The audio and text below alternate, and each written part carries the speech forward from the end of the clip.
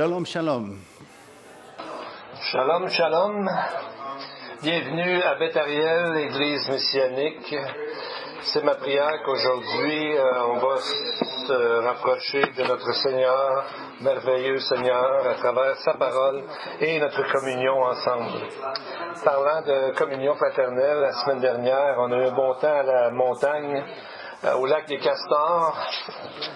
Et on voit ici, les gens chantaient, louaient le Seigneur et célébraient et aussi parlaient, donnaient des pamphlets aux gens qui étaient là. On a des images ici. Imran m'a envoyé des images d'une famille syrienne de réfugiés et qui choisissent le linge ici. Ils savent que ça vient d'une église messianique qui croit en Jésus et nous prions qu'il soit attiré à Jésus parce que Jésus est amour, Dieu est amour.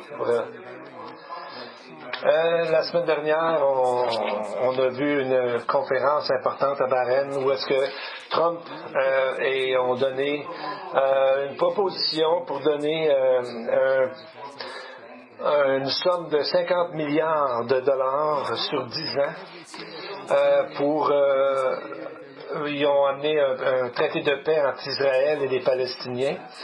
Et donc, ils ont donné 50 milliards à la bande de Gaza et on voit que ça fait que les Palestiniens vont être un petit peu plus confortables dans leur vie, à peu près où est-ce que la pauvreté est très grande là-bas. Et quand on voit que l'équipe de Trump, c'est intéressant ce qu'ils font pour aider les gens, mais ils n'ont pas compris, dans le fond, que pas une somme d'argent ne peut amener la paix réellement et la joie. Et donc, qu'est-ce qu'ils veulent, ces pays-là, alentour d'Israël, finalement? Ils veulent que le nom d'Israël soit détruit à tout jamais, que la nation d'Israël soit détruite à tout jamais. C'est ce qu'on a vu la semaine dernière dans le psaume 83. Et bien sûr, on sait que l'autorité palestinienne de Mahmoud Abbas a rejeté l'offre, bien sûr, comme habituellement ils font. Et c'est remarquable que c'est toute une nouvelle de donner autant d'argent et ça a presque passé inaperçu. Pourtant, lorsque Israël se défend, tout le monde, on voit ça aux nouvelles partout, que ça passe dans toutes les nouvelles. Mais là, une belle nouvelle comme ça, qu'ils vont aider les gens alentours, ça passe presque inaperçu. C'est quand même intéressant, quand même étrange. Et on voit que il a commencé les échanges dans le Parti démocratique et on a rarement entendu parler d'Israël pendant ces débats qu'il y a eu dans le Parti démocratique aux États-Unis. Et pourtant, les États-Unis sont l'allié le plus près d'Israël, le plus visible d'Israël. Pourtant, qu'est-ce qui va arriver quand Trump ne sera plus là pour autant prendre la part d'Israël? Il y a des gens pourtant qui sont parmi les 10 candidats il y en a 3 qui sont juifs. Il y a Mme Williamson, Michael Bennett, le sénateur du Colorado, que sa mère a même été dans l'Holocauste.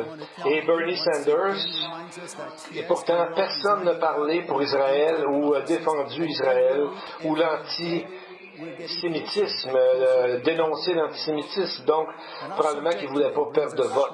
Mais on voit à travers ça qu'à travers ça, tout grandit, tout concourt à ce qu'à un moment donné, finalement, ces gens-là se mettent complètement contre Israël. Et ils vont accuser, comme ils font d'habitude, Israël des problèmes du monde, des problèmes de la région, bien sûr, évidemment. Donc, nous allons voir ce matin des textes qu'on pourrait dire que c'est là qu'on pourrait appeler ça la guerre mondiale, la troisième guerre mondiale. On voit que les nations alentours, on a vu ça dans les semaines précédentes. Ézéchiel 37 nous parle de la naissance d'Israël en 1948, un événement historique qui a été bien connu.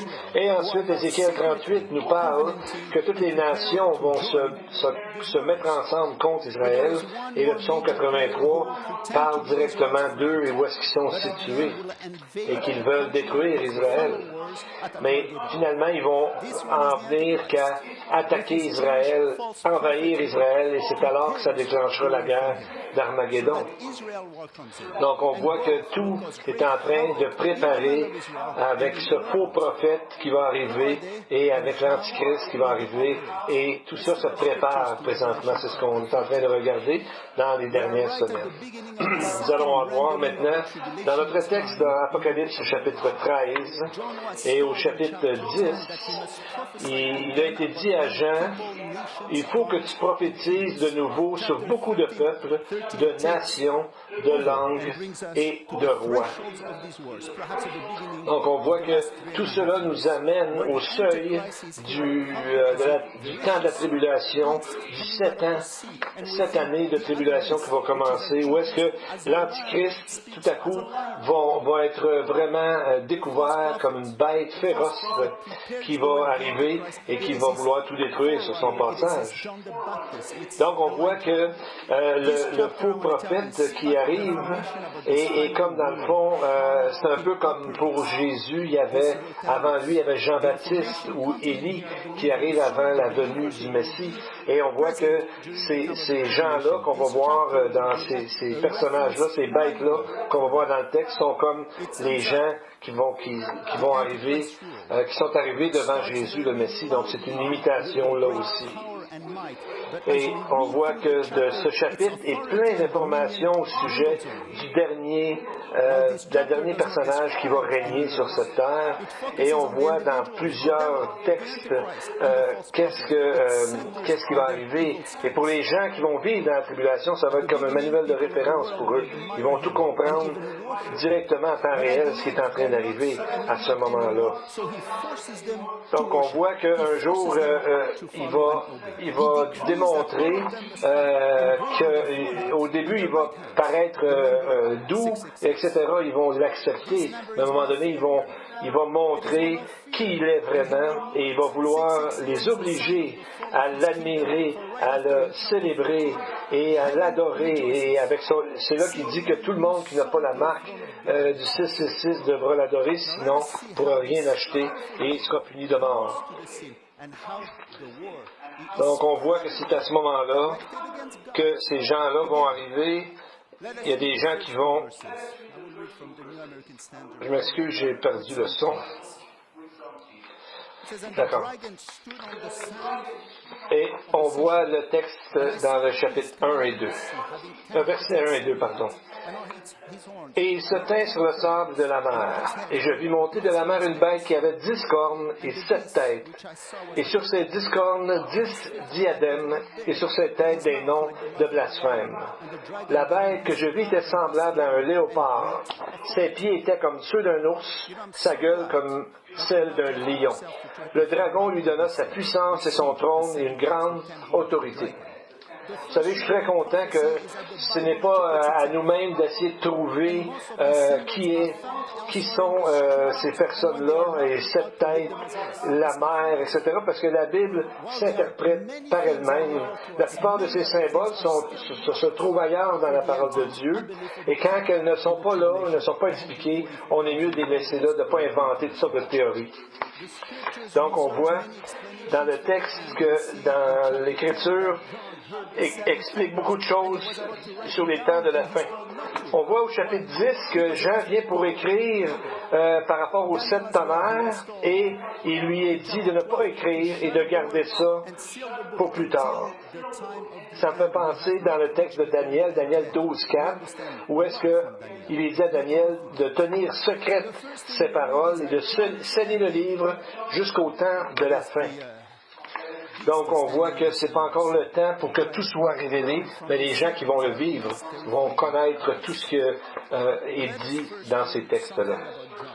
Ça va leur arriver dans leur temps réel.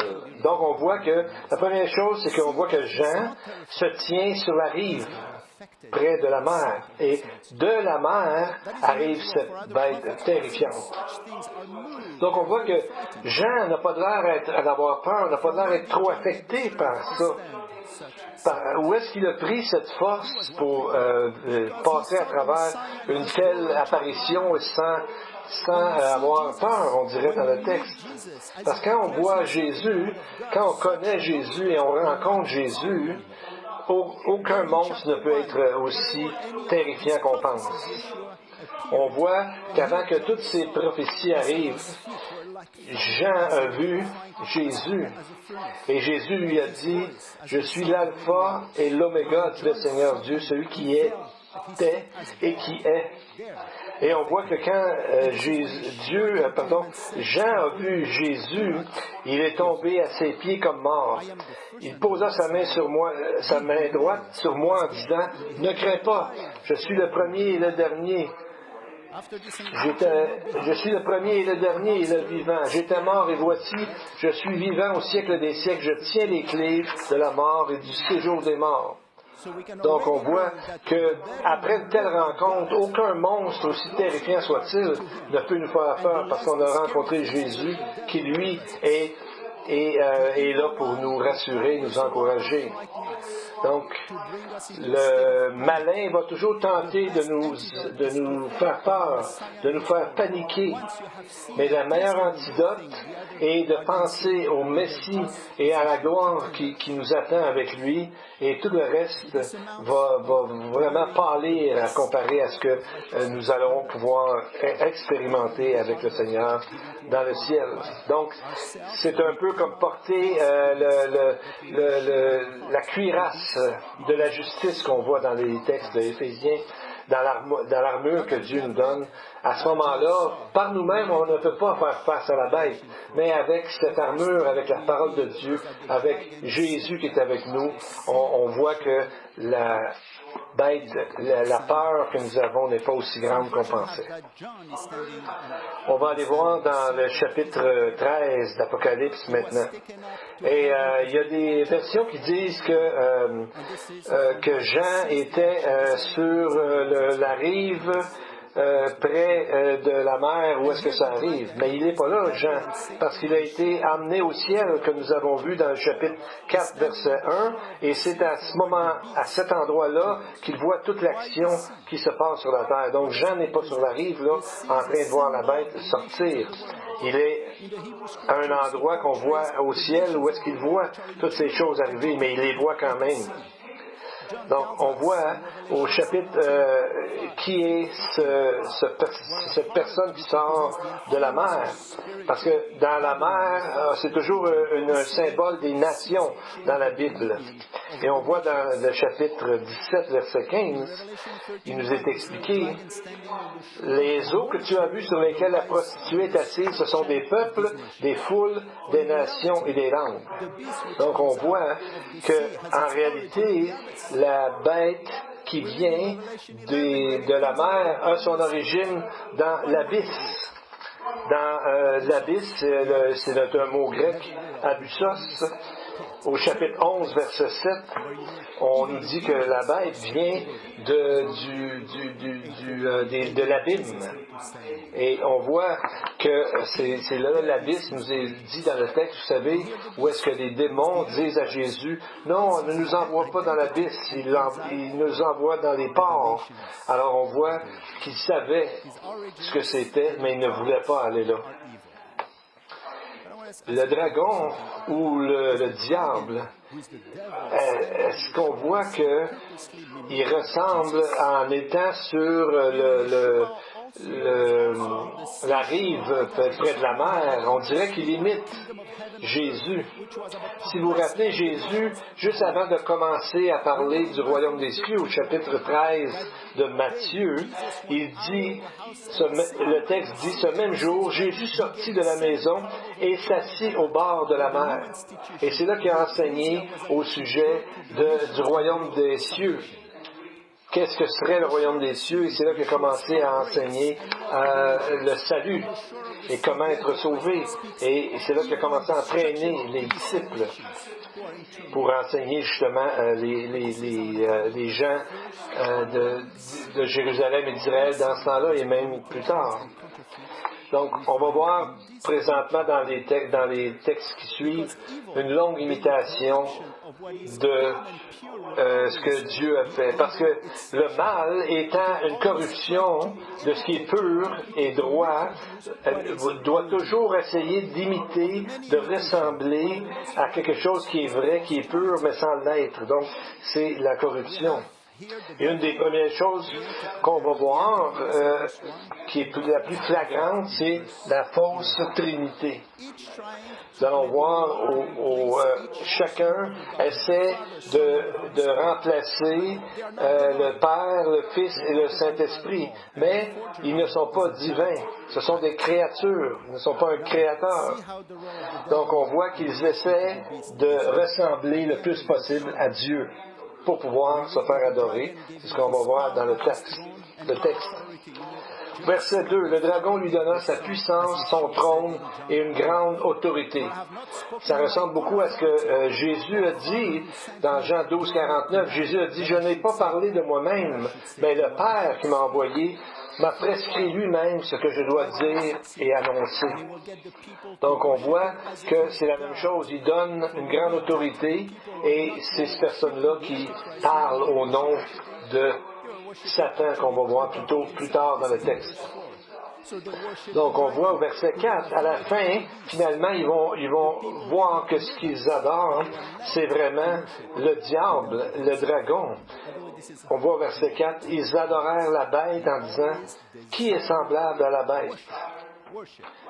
Mais les gens, au début, ne savaient pas qu'ils adoraient le diable. Il y avait un faux prophète, il y avait une fausse trinité. Mais à un moment donné, son émissaire, son représentant, c'est l'Antichrist, et c'est par Satan lui-même que la Bible nous dit qu'il opère, qu'il fait ces choses-là. Donc on voit que depuis le tout début du Jardin d'Éden, Satan veut prendre la place de Dieu. Il a dit dans Ésaïe 14, « Je monterai au ciel, j'élèverai mon trône au-dessus des étoiles de Dieu. » Et même, Paul nous en parle dans 2 Thessaloniciens, il nous dit que la bête, dans le fond, il parle de cette bête-là, de ce personnage-là, l'adversaire qui s'élève au-dessus de tout ce qu'on appelle Dieu ou de ce qu'on adore, jusqu'à s'asseoir dans le temple de Dieu, se proclamant lui-même Dieu. C'est ce qui va commencer le début des 3 ans et demi avant le début de la tribulation comme telle. Satan essaie toujours de se cacher et de faire semblant qu'il n'existe pas. Ils ont fait une recherche, en fait un sondage parmi ceux qui se considèrent chrétiens il y a environ 10 ans. 40% d'entre ceux qui se disent chrétiens disaient que Satan, c'est pas vraiment un être vivant, mais c'est un symbole du mal. Un autre 20% dans l'étude nous dit qu'ils disaient qu'ils étaient d'accord un peu avec cette perspective-là. Et seulement une très petite minorité de chrétiens disaient que Satan est réel. Donc, je crois que ces gens-là, qui sont vraiment chrétiens, vont être quand même participer à l'enlèvement, mais ils vont avoir une surprise. Ils ne seront pas vraiment équipés à ce moment-là. Il va falloir qu'ils soient enlevés parce qu'ils ne sont pas vraiment équipés à faire face à une fausse trinité. Ils ne croient pas que le diable existe, donc ça ne va pas bien. Donc on voit la relation entre la bête et le faux prophète. On voit au verset 12, elle faisait que la terre et ses habitants adoraient la première bête. Exactement comme le Saint-Esprit, par rapport à Jésus, Jésus a dit de lui dans Jean 15, 26, « L'Esprit de vérité qui vient du Père témoignera de moi. » Donc, voyez-vous, c'est le même genre de dynamique entre ces deux personnages-là. Et si on regarde plus loin, les 3 sont durs à différencier parce qu'ils se ressemblent tellement. Au verset 1, on lit que la bête a 7 têtes et 10 cornes. Dans Apocalypse 12, 3, on voit que le dragon a 7 têtes et 10 cornes. Si on va plus loin, 17.3, c'est la femme qui représente la fausse religion qui a 7 têtes et 10 cornes. Donc ça ressemble au film « Attrape-moi si tu peux ». Tu sais pas exactement qui est qui là-dedans, mais on voit que c'est le même. Si on voit au verset 3 une autre imitation qui nous est amenée ici. Et je vis l'une de ses têtes comme blessée à mort, mais sa blessure mortelle fut guérie. Et toute la terre était dans l'admiration derrière la bête. Donc l'Antichrist imite même la résurrection. Et ça, c'est un de ces trucs les majeurs, les plus importants pour confondre les gens. On voit au verset 12, il nous est dit que la terre et ses habitants adoraient la première bête dont la blessure mortelle avait été guérie. Encore au verset 14, on nous est dit que la bête disant aux habitants de la terre de faire une image à la bête qui avait la blessure de l'épée et qui vivait. Donc on voit que le diable veut imiter la résurrection parce qu'il sait la puissance, la force qu'il y a dans la résurrection. Tous les gens qui ont été à la tête de mouvements religieux, si vous allez voir leur tombe, vous allez voir qu'ils sont là. Mais si vous alliez voir la tombe de Jésus, vous verriez qu'il n'est pas là. La parole nous a dit qu'il est parti, qu'il est ressuscité d'entre les morts et a été élevé au ciel. Et il va revenir bientôt. Donc, la résurrection est une pièce centrale de notre foi. Sans la résurrection, on ne dit pas notre foi est vaine, ne sert à rien. Pour amener une image, il y a un cantique qui, en anglais, c'est « Because he lives, I can face tomorrow ». Je pense qu'en français, c'est simplement traduit par ce qu'il vit. Dans la fin des années 60, début 70, l'Amérique était en problème avec une guerre contre l'Asie du Sud et des émeutes à la maison. Bill et Gloria Gaynor, étaient des chrétiens, et Bill a attrapé la mononucléose qui le laissait sans grande force. Et tout à coup, ils se sont aperçus que sa femme, elle attendait un autre bébé. Et ils se disaient, qu'est-ce qui va arriver? Qu'est-ce que cet enfant-là va vivre dans le monde dans lequel on va bientôt vivre? Et ils se sont rendus compte, en croyant à Dieu, que quoi qu'il arrive, Dieu est avec eux, et la résurrection de Jésus est la plus grande force qu'on peut avoir en réalisant qu'un jour, tous ces problèmes vont partir. Mais l'Esprit nous dit clairement, dans le texte d'Apocalypse 13, que c'est une fausse résurrection. Le verset 3 nous dit, comme s'il avait été blessé à mort. Voyez-vous, on voit comme blessé à mort. Donc on voit que c'est une imitation très proche, mais c'est quand même pas la vraie chose. Donc dans le fond, il n'est pas jamais vraiment mort, mais il avait l'air mort, et il a eu de l'air ressuscité. Donc c'est une imitation. On voit au verset 4 que l'imitation et la fausseté n'est pas terminée, parce qu'ils vont en arriver à adorer l'Antichrist et à lui donner même des qualités divines.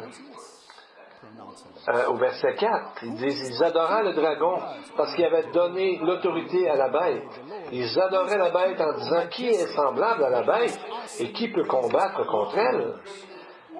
Ce genre de façon de parler là, et elle n'a seulement été attribuée à Dieu avant. Moïse dit dans Exode 15:11, qui est comme toi parmi les dieux, ô Éternel, qui est comme toi magnifique en sainteté, digne de louange, opérant des prodiges. David dit, tous mes os, Éternel, diront, qui peut comme toi délivrer le malheureux d'un plus fort que lui?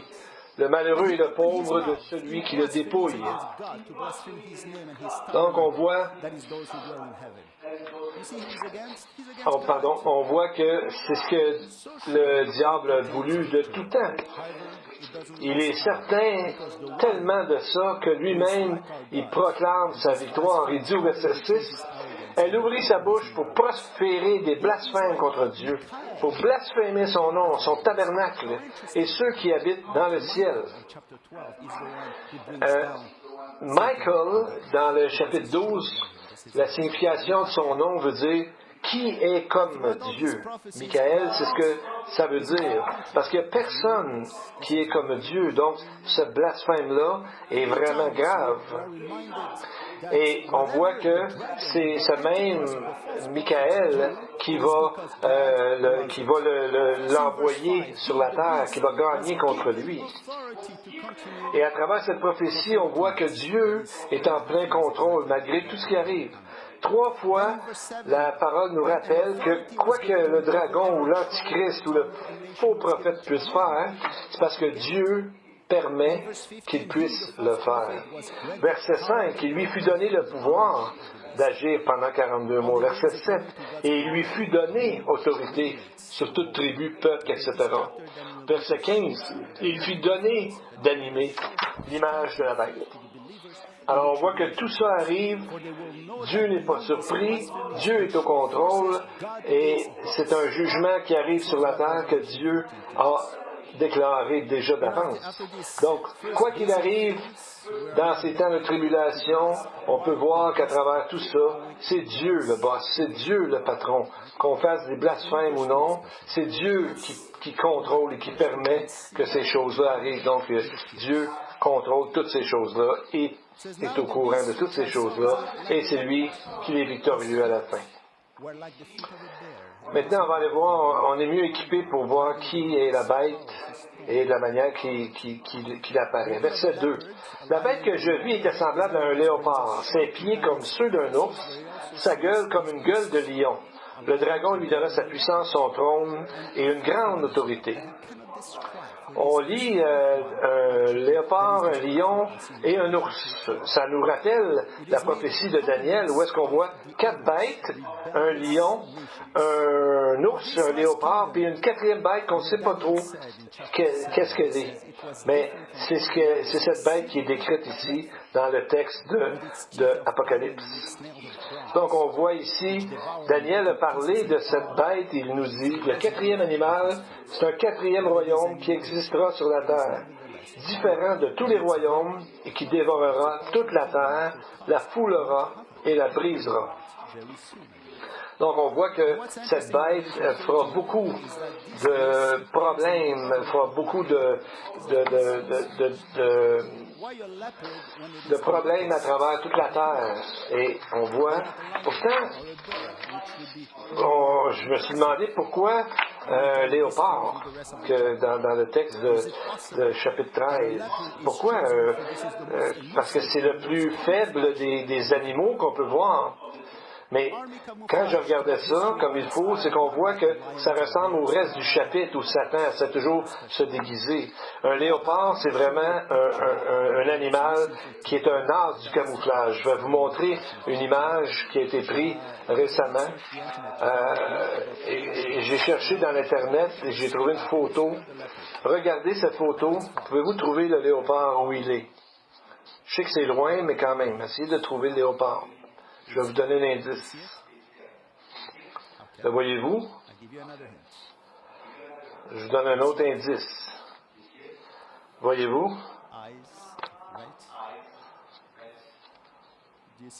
Il est là, le léopard. Le voyez-vous?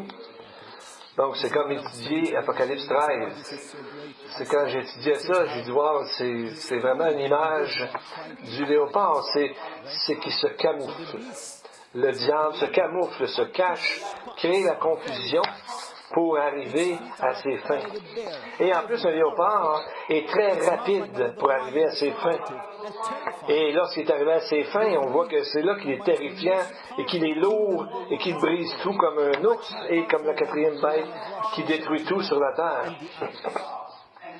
Donc, ça ressemble à tout ce que les peuples qu'on a vus de Roche, Méchec, Toubal et tous ces peuples-là qui vont venir contre, attaquer Israël. Pardon. C'est comme l'acte 2 de la tour de Babel, où tous les gens se sont mis ensemble contre Dieu, et sauf que cette fois-ci, encore comme au début, ils ont encore une seule voix, une seule unité. Ils se mettent tous ensemble contre Dieu. Maintenant, on va regarder les 10 cornes. Ça, c'est la partie la plus facile, parce que Daniel, qui nous parle de la même bête, nous dit que les 10 cornes sont 10 royaumes. Et Jean confirme cela. Regardez sur l'écran. Daniel 7, 24 et Apocalypse 17, 12. Donc, on voit ces 7 têtes-là. Ça aussi, c'est facile, parce que il nous est dit que ces 7 têtes sont 7 montagnes. Et ces 7 montagnes sont 7 rois. Je vous lis le texte de verset 11. « Et la bête qui était, et qui n'est plus, est elle-même un 8e roi, et elle est du nombre des 7, et elle va à la perdition. » Donc on voit que c'est une bête, et tout d'un coup, mais ça n'en est plus une. Il est un des 7 rois, tout d'un coup, mais non, il est le 8e roi. Donc, dans le fond, il est comme les deux. Et on voit que le malin, il prend toutes les possibilités pour mentir et confondre et semer la confusion et pour qu'on puisse voir vraiment que c'est vraiment le mal incarné derrière lui. Pourtant, Dieu, lui, n'est pas comme ça. Nous avons vu dans le texte d'Ésaïe 48, 16, Dieu a dit « Approchez-vous de moi et écoutez. Dès le commencement, je n'ai pas parlé en cachette. » De la même façon, quand ils ont arrêté Jésus, Jésus a dit « Pourquoi vous m'arrêtez? Tout ce que j'ai dit a toujours été public. J'ai toujours dit tout devant tout le monde. Je n'ai rien caché. » Donc, on voit une des autres grandes différences entre Jésus, entre Dieu et le malin, justement. Donc, on voit que même s'il fait tous ces trucs super magiques, qui a de l'air super magique, on voit que tout à coup, il arrive la destruction rapide, comme dans un seul coup comme ça. Ça peut pas arriver contre Dieu. Dieu est au courant de tout. On ne peut pas mentir à Dieu. Une fois, c'est un petit garçon qui a dit, qui essayait d'expliquer son mensonge en disant « Un mensonge, c'est une abomination pour Dieu, mais c'est toujours utile dans le temps qu'on est mal pris. » Donc, le diable est un menteur. C'est ce que Jean nous a dit dans le chapitre 8, verset 44, que le diable est un menteur et même le père du mensonge. Alors, je crois aussi que les 7 montagnes, on voit que c'est marqué que c'est 7... ils sont sur 7 montagnes. Il y en a qui ont dit que c'est peut-être l'église de Rome, parce que la cité de Rome est bâtie sur 7 montagnes. La seule interprétation que la Bible elle-même nous donne, c'est que ces 7 montagnes sont 7 rois. Et quelle que soit l'Église qu'il va avoir à ce moment-là de la tribulation sur terre, ça va être une Église apostate qui va vraiment rejeter Dieu, même si ça s'appellerait chrétien. Ils vont rejeter même ce qui est la base de ce que Dieu enseigne. Et donc, on n'a pas besoin exactement de penser que c'est l'Église de Rome, parce que de toute façon, c'est une Église qui est contre Dieu. On voit au verset 6, elle ouvrit sa bouche pour faire des blasphèmes contre Dieu, pour blasphémer son nom, son tabernacle et ceux qui habitent dans le ciel. Cette guerre n'est pas vraiment contre Dieu, est réellement contre Dieu, comme on a vu dans le chapitre 38 d'Ézéchiel et dans le psaume 83. Le serpent Gog, il manipule le monde entier en vue de blasphémer Dieu. Et on voit que certains passages disent que tout le monde à ce moment-là vont blasphémer contre Dieu. Donc, on voit dans le chapitre 7 de Daniel, verset 25, l'Antichrist prononcera des paroles contre le Très-Haut, et non seulement contre le Très-Haut, mais contre son tabernacle dans le ciel. Donc, on voit qu'il va même s'élever jusqu'au chef de l'armée. Verset 11 du chapitre 8. Donc, on voit que Dieu connaît toutes ces choses-là et il l'a fait prophétiser à travers Daniel et d'autres prophètes aussi. Donc, on va voir dans les versets 7 et 8 le résumé de ce qui va arriver avec cette bête. Et il lui fut donné de faire la guerre aux saints et de les vaincre. Et il lui fut donné autorité sur toute tribu, tout peuple, toute langue et toute nation. Et tous les habitants de la terre l'adoreront, ceux dont le nom n'a pas été écrit dès la fondation du monde, dans le livre de vie de l'agneau qui a été immolé. Il y a des manuscrits grecs qui ont traduit la Bible, qui ont enlevé cette phrase parce qu'ils ne savaient pas comment ça pouvait arriver qu'ils pouvaient vaincre les saints. Donc, ils ont enlevé cette phrase-là. Souvent, dans les traductions, quand ils ne comprennent pas, ils enlèvent des choses. Donc, on voit que même si la bête a réussi à les vaincre en les tuant physiquement, spirituellement, il a perdu. Il n'a pas pu gagner. Absolument pas. Mais physiquement, il peut les tuer. Mais spirituellement, à ce moment-là, ils entrent dans la présence de Dieu. Donc, ils gagnent finalement. Donc, qui gagne contre qui ici? Bien, ça dépend de quel côté vous êtes. Et dans ce même verset, Jésus dit que ces gens-là sont écrits dans le livre de l'agneau qui a été immolé. Donc, on voit que même si la bête les vainc ici sur la terre, en réalité, c'est eux autres qui l'ont battu parce qu'on gagne toujours lorsqu'on est du côté de Dieu.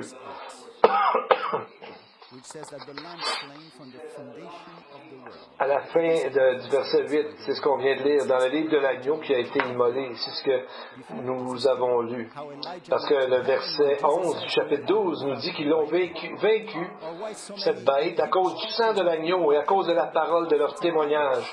Et ils n'ont pas aimé leur vie jusqu'à craindre la mort. Donc même s'ils sont morts physiquement, spirituellement, ils ont gagné.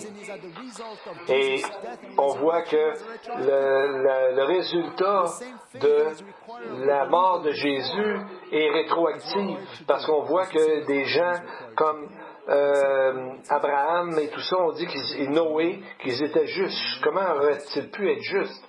C'est qu'on voit dans la fin de ce verset que dans le livre de l'agneau qui a été immolé avant la fondation du monde. Donc, avant même, tout le plan de Dieu avait été fait. Donc, les gens qui, même imparfaits dans l'Ancien Testament, quand Jésus n'était pas là, ils ne pouvaient pas être parfaits, mais ils ont été déclarés justes. Pourquoi? Parce que c'était rétroactif à l'agneau qui, dans le fond, a été immolé avant la fondation du monde pour sauver les gens qui voudront se tourner vers Jésus-Christ. Et maintenant, le texte de Apocalypse 7 nous dit, à propos de ces gens-là, après ça, je regardais, voici, il y avait une grande foule que personne ne pouvait compter, de toute nation, de toute tribu, de tout peuple, de toute langue. Ils se tenaient devant le trône, devant l'agneau, revêtus de robes blanches et de palmes dans leurs mains. Ils criaient d'une forte voix en disant, le salut est à notre Dieu, qui est assis sur le trône, et à l'agneau. Et c'est là que les 24 vieillards lancent leur couronne et ils sont là en train d'adorer Dieu. Donc, on va voir ici que c'est ce que Dieu nous dit dans Jérémie 21. Vous allez voir que c'est le même genre de choses. C'est que lorsque Babylone était en train d'attaquer, d'assiéger Jérusalem, le prophète leur dit d'aller et de se rendre. Et de cette façon, ils seront sauvés et de ne pas rester dans la ville. Et les gens qui n'ont pas voulu vraiment aller obéir à ce que Dieu leur disait, bien, ils sont morts, mais Dieu leur disait d'aller vers eux, et c'était la façon qu'il ferait pour les sauvegarder de ce problème-là. Donc, c'est une prophétie qui n'est pas très très rose contre Israël, mais ça ne servira à rien d'utiliser la force contre cette puissance, mais Dieu est avec nous. Donc on voit que c'est le prophète, 3 fois Jérémie est allé avec le peuple qui est allé en activité. 3 fois il est allé à Babylone, à chacune des captivités. Donc on voit que Dieu ne laisse jamais les gens seuls comme ça. On voit qu'il a envoyé avec chacune des captivités, il a envoyé Jérémie, et qu'à travers Jérémie, il leur parlait. Donc, le temps limite pour le règne de l'Antichrist, on voit que c'est au verset 5. Il lui fut donné le pouvoir d'agir pendant 42 mois.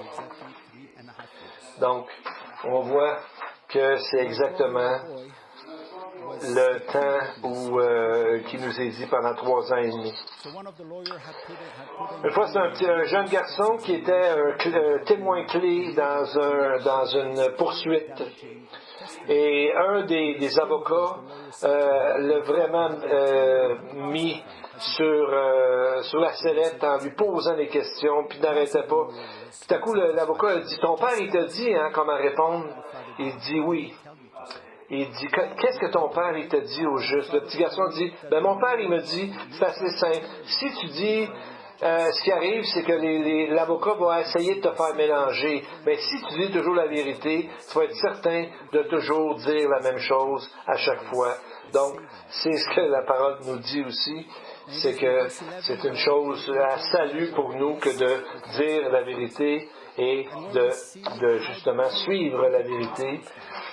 Et on voit que la semaine prochaine, on va parler encore de ce texte-là, mais on va voir la semaine prochaine ce passage-là où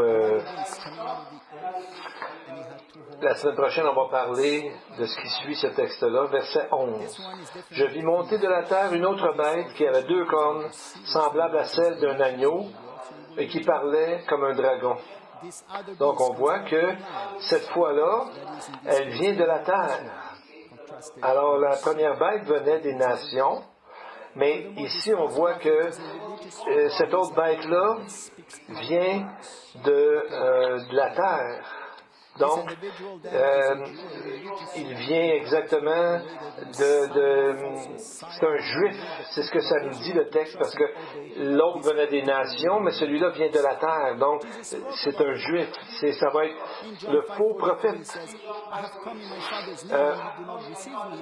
Et Jésus dit, « Je suis venu au nom de mon Père et vous ne me croyez pas, mais si un autre vient en son nom, vous allez le croire. » Et c'est arrivé du temps de Jésus, et ça va arriver exactement. Ce ne sera pas le vrai Christ, le vrai, mais ils vont quand même adorer celui-là. Donc, c'est un peu comme avant que Jésus arrive, il y avait ceux qui étaient là avant lui. Et la semaine prochaine, on va voir le chiffre 666 et toutes ces choses-là. Qu'est-ce que ces choses-là nous disent aujourd'hui?